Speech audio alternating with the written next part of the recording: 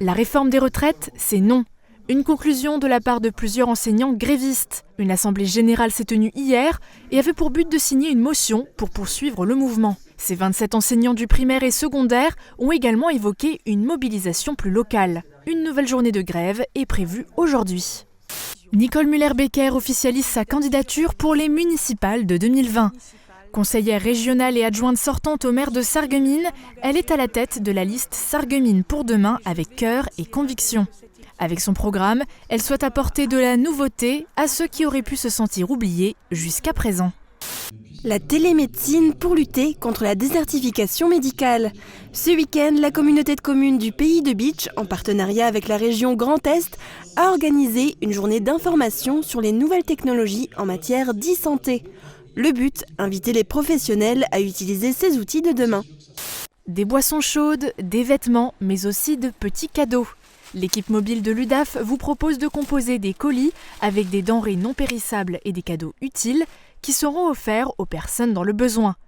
Vous pouvez les déposer dans les points relais suivants jusqu'au 18 décembre, le restaurant Le Boulevard à Sarreguemines, le salon de coiffure Céline F à Rémalfin ou encore la boulangerie Les Gourmandises d'Arronnes.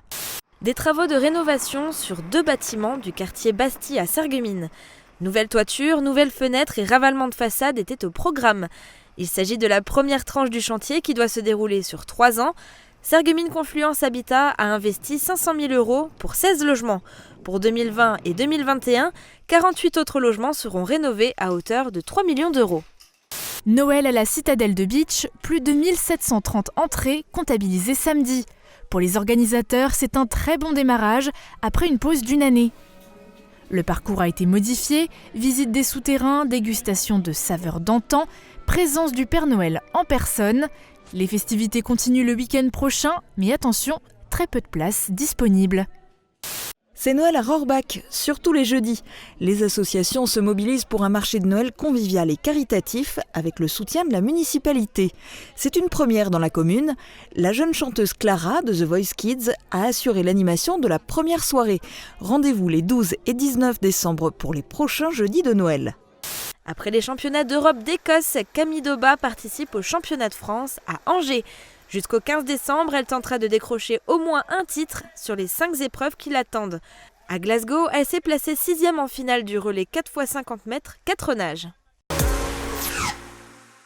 C'est finalement sans surprise que la redevance incitative par foyer est choisie comme nouveau mode de financement du service des déchets ménagers par la communauté d'agglomération Forbach-Porte de France. Elle se compose d'une part fixe appelée abonnement, établie à 266 € par foyer, à laquelle s'ajoute une part variable, fonction du poids des déchets produits. Il en coûtera 0,17 centimes et demi du kilo. Autre actualité pour l'agglo, la signature d'une charte d'engagement par le président Laurent Kalinowski et le directeur départemental des finances publiques de la Moselle. Dans un contexte de fermeture de plusieurs trésoreries dans le département, cette signature engage l'État jusqu'en 2026 à garantir le maintien des services de proximité dans le domaine des prestations fiscales. Une première pour la commission locale de l'eau du Sage. 5 projets se sont vus remettre le label. Concrètement, les maîtres d'ouvrage lauréats sont récompensés par un panneau qui sera implanté sur les lieux de chaque opération réalisée en faveur de la qualité de l'eau. Ainsi, le syndicat d'entretien et d'aménagement de la Rosselle s'est vu labellisé Sage pour la renaturation du ruisseau Morsbach et de ses affluents. Que serait le marché de Noël de Stirin-Wendel sans les fameuses foulées de Noël ? Organisé par le collectif pour les loisirs, l'éducation et l'animation de la ville, 437 coureurs ont pris le départ sur 3 parcours différents. Un départ donné place de Wendel et un tracé qui amène les sportifs adultes jusqu'à la coulée verte. 70 bénévoles travaillent sur la préparation de la course. Plus de 40 joueurs se sont inscrits à la boccia. Cette discipline se joue en intérieur avec des balles en cuir légères. Elle permet aux personnes valides de se mettre dans la situation de personnes handicapées. Ce tournoi permet au groupe AVS Santé de faire connaître ses services dans le bassin houillé et d'offrir à ses patients une journée sportive et conviviale. À tour de rôle et pour 1 € par participant versé au Téléthon, chacun à son rythme pédale en fonction de ses capacités. Outre le défi, des animations sont proposées aux visiteurs tout au long de la journée. comme le fit-foot, le foot en marchant et d'autres activités de loisirs. Après les crêpes l'année dernière, c'est au tour de SAC d'être entre les mains des élèves de l'établissement, mais aussi de jeunes allophones venus pour apprendre notre langue. Pour ces élèves qui découvrent le pays et la langue, ce petit geste de solidarité est un premier pas dans la citoyenneté et d'agir pour le bien des autres. Ils ont écrit leur histoire et celle de la Coupe de France. Les Spartiates ont revêtu le casque à plumes et le glaive pour affronter le club de Ligue 2 de l'AJ Auxerre. Dans une ambiance bouillante au stade de la Blisse à Sarreguemines, Léon Bourgeois l'emporte 2-1.